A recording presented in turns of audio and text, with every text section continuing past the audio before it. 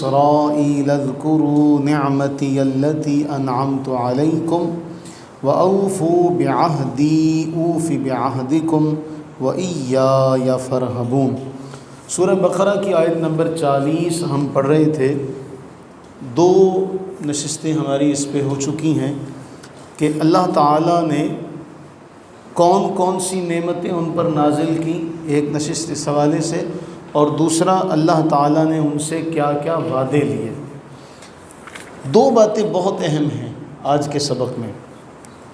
اللہ تعالیٰ نے سورہ مائدہ میں فرمایا وَإِذْ قَالَ مُوسَىٰ لِقَوْمِهِ، اے موسیٰ علیہ الصلاۃ والتسلیم، آپ اپنی قوم سے فرمائیے، کیا فرمائیے کہ اللہ تعالیٰ نے جو تمہارے اوپر انعام کیا اس کو یاد رکھو۔ اللہ کا انعام کیا تھا؟ اذ جعل فیکم انبیاء وجعلکم ملوکا، اللہ تعالیٰ نے انہیں ہر اعتبار سے نوازا۔ فرمایا ہم نے انبیاء بھی تم میں بھیجے مسلسل پہم، اور ہم نے بادشاہ بھی تم میں پیدا کیے، اور وآتاکم ما لم یؤت احدا من العالمین، تم سے پہلے دنیا میں کسی کو وہ نعمتیں نہیں ملی جو تمہیں دی، نبوت بھی بادشاہ۔ دو بڑی اہم باتیں کہ ایک قوم میں اللہ تعالیٰ فرمائے میں نے نبوت بھی تم میں جاری رکھ دی اور تمہیں بادشاہت سے بھی نوازا۔ اب ہوا کیا؟ ہوا یہ کہ یہ بجائے اللہ کا شکر ادا کرنے کے یہ سمجھ بیٹھے کہ یہ ہماری اپنی ذاتی کوئی قابلیت ہے، ہمارا اپنا کوئی ذاتی کمال ہے۔ آج بھی دنیا میں آپ دیکھیں گے کسی کو اللہ نے دولت سے نوازا ہو، جب وہ یہ سمجھیں کہ یہ میری اپنی ذاتی قابلیت ہے، تب وہ اس دولت کو کبھی بھی صحیح جگہ پر خرچ نہیں کر سکے گا۔ جسے یہ اللہ تعالیٰ سمجھ فہم عطا کر دے کہ یہ میری نہیں ہے، یہ اللہ نے مجھے دی ہے، یہ ہو ہی نہیں سکتا کہ اس کی دولت کبھی غلط جگہ پر آپ دیکھیں کہ وہ خرچ کر رہا۔ یہ فرق ہے۔ اللہ نے اس غلط فہمی کو دو لفظوں میں دور کیا، ہم نے اس آیت میں غور کرنا ہے۔ فرمایا نعمتی، میری نعمت، انعمت، میں نے انعام کیا۔ ہمیں سبق یہ دیا جا رہا ہے کہ کوئی بھی ہمارا کمال نہیں ہے۔ اس آیت میں ہمارے لیے سبق ہے۔ اس آیت میں ہمارے لیے سبق کیا ہے؟ اللہ تعالیٰ دو لفظوں میں یاد کروایا کہ اے اولاد یعقوب، یہ جو تمہیں نعمتیں ملی ہیں یہ میں نے تم پر نازل کی ہیں، یہ میری نعمتیں ہیں جو تم کھا رہے ہو۔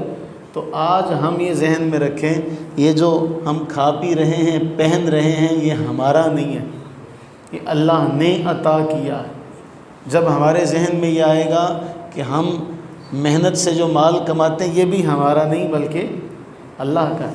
آپ دیکھیں محنت کون نہیں کرتا؟ آپ بازاروں میں چلے جائیں، آپ اس کا تجربہ اور مشاہدہ کر لیں۔ بازاروں میں جا کے دو دکاندار ہیں، آمنے سامنے ہیں، ایک دکان پر رش ہے گاہکوں کا، دوسرا دکاندار خالی بیٹھا، حالانکہ گھر سے وہ بھی نکل رہا ہے، اتنے بجے وہ بھی نکل رہا ہے، اس کے ہاں رزق جو ہے اس کی کثرت ہے، اس کے ہاں نہیں ہے۔ تو اب اس میں بندے کا تو اپنا کوئی کمال نہ ہوا۔ اگر آپ کہیں جی بندے کا اپنا کوئی کمال ہے تو گھر سے تو دونوں نکل رہے ہیں، لیکن ایک کے پاس بے بہا ہے، دوسرے کے پاس کچھ بھی نہیں۔ تو ایک سبق یہ ہمیں یاد رکھنا چاہیے، فرمایا میری نعمت جو میں نے تم پر انعام کی۔ ہم اللہ سے یہ دعا کریں کہ باری تعالیٰ ہمیں کبھی بھی یہ سرکشی جو ہے کبھی بھی اس راستے پر نہ چلائے، ہم ہر موقع پر کہیں باری تعالیٰ تیرا ہے۔ ہمیں تو سبق دیا گیا انا للہ و انا الیہ راجعون، ہم سب کچھ، سب کا سب مالک تیرا ہے، ہمارے پاس تو ہمارا کچھ ہے ہی نہیں۔ ایک بات۔ دوسری بات، ایک اور بڑا اہم جملہ ہے، بعض جملے بڑے قیمتی ہوتے ہیں، بڑے قیمتی ہوتے ہیں۔ یہ جو جملہ میں آگے سنانے لگا ہوں میرے نزدیک تو یہ بہت قیمتی جملہ ہے۔ اللہ فرما رہا ہے میرے عہد کو پورا کرو، میرے عہد کو پورا کرو۔ کمال کیا صاحب تدبر قرآن نے یہ جملہ لکھ کے، کہا کہ عہد سے مراد ہے شریعت۔ عہد سے مراد کیا ہے؟ شریعت۔ فرماتے ہیں کہ شریعت اصل میں بندے اور رب کے درمیان ایک معاہدہ ہے۔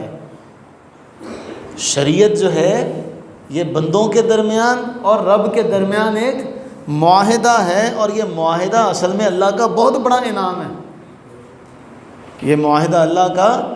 اب آپ دیکھیے جس کو آج کل کے بناوٹی صوفیاء کہتے ہیں جی ہم تو شریعت کو مانتے نہیں، ہم تو شریعت سے آگے گئے، شریعت اللہ کا انعام ہے، شریعت اللہ کا انعام ہے۔ یہ جو بندوں کے اور اللہ کے درمیان ایک معاہدہ ہے، اسی کو شریعت کہتے ہیں۔ تو ہم کتنے خوش قسمت ہیں۔ اچھا اب جو یہ کہے کہ جی شریعت کی کوئی حیثیت نہیں ہے، تو وہ در حقیقت جو اللہ نے وعدہ لیا ہے اپنے بندوں کے ساتھ، اللہ کے وعدے کو جو جھٹلائے وہ کیسے سیدھے راستے پہ ہو سکتا ہے؟ تو یہ بڑا کمال کا جملہ انہوں نے لکھا کہ یہ اللہ تعالیٰ، اچھا کیوں؟ اللہ مالک الملک ہے، پوری کائنات کا خالق ہے، اگر وہ کسی سے معاہدہ کر رہا ہے تو وہ اس کو یعنی ہے بھی اس کا۔ جس طرح ایک اور مقام پہ فرمایا میں نے تمہیں جنت دی، جنت کا سودا تمہارے ساتھ کیا، تم نے اپنا مال مجھے دینا ہے اور اپنی جان مجھے دینی ہے۔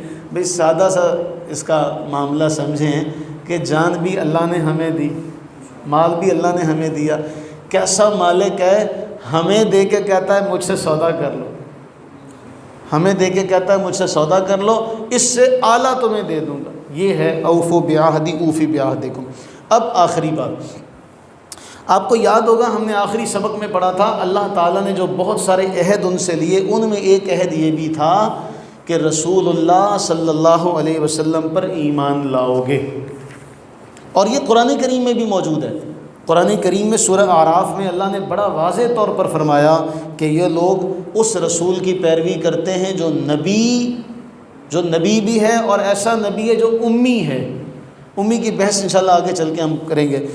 دوسرا جملہ اللہ نے فرمایا یہ جو نبی ہے، اس نبی کے بارے میں ان کے پاس مکتوباً عندہم فی التوراۃ والانجیل، یہ جو نبی ہے معمولی نہیں ہے، اس نبی کے بارے میں ان کے پاس تورات میں بھی لکھا ہوا ہے، انجیل میں بھی لکھا ہوا ہے۔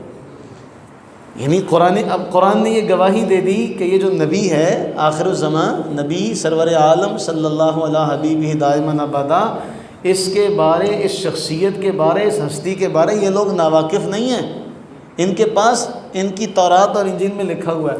آج تورات اور انجیل میں کتنی تبدیلیاں ہو چکی ہیں، اس کے باوجود باب ہے تورات کا استثناء، اور اس کا باب نمبر ہے 18، اس میں آج بھی یہ جملہ موجود ہے۔ اس کی میں عبارت آپ کے سامنے پڑھتا ہوں۔ کہا خداوند تیرا خدا تیرے لیے تیرے ہی درمیان سے، یعنی تیرے ہی بھائیوں میں سے میری مانند ایک نبی برپا کرے گا، بشارت دے رہے۔ اور کہا میں ان کے لیے انہی کے بھائیوں میں سے تیری مانند، تیری مثل ایک نبی برپا کروں گا، اور اپنا کلام اس کے منہ میں ڈالوں گا، اپنا کلام اس کے منہ میں ڈالوں گا، اور جو کچھ میں اسے حکم دوں گا وہی وہ ان سے کہے گا۔ قرآن کریم نے بھی یہی ذکر کیا کہ وہ جو نبی آئے گا جس کا تذکرہ یہ تورات میں بھی پاتے ہیں، انجیل میں بھی پاتے ہیں، یأمرہم بالمعروف، وہ انہیں نیکی کا حکم دے گا، وہ انہیں برائی سے روکے گا، حلال چیزوں کو، پاکیزہ چیزوں کو ان کے لیے حرام کرے گا، بری چیزوں کو ان کے لیے، جو پاکیزہ چیزیں ان کو حلال کرے گا، جو بری چیزیں ہیں ان کو حرام کرے گا۔ جو قرآن نے ذکر کیا آج بھی تورات میں موجود ہے، آج بھی بائبل میں موجود ہے۔ تو اللہ نے فرمایا میرے وعدے کو پورا کرو۔ وہ وعدہ یہ تھا کہ نبی آخر الزمان پر ایمان لاؤ گے۔ ہم اس قدر خوش قسمت ہیں کہ مالک نے ہماری مرضی اور منشا کے بغیر، ہماری آرزو اور چاہت کے بغیر ہمیں محبوب کا امتی بنا دیا، ہمیں اس کا امتی بنایا جس کا سارے انبیاء بھی اس کے پیچھے کھڑے ہو کر نماز پڑھتے۔ اللہ تعالی ہمیں اس مقام کو یاد رکھنے کی اور ہمیں اپنی ذمہ داریوں کو جاننے کی اور ان کو ادا کرنے کی توفیق عطا فرمائے۔ آمین۔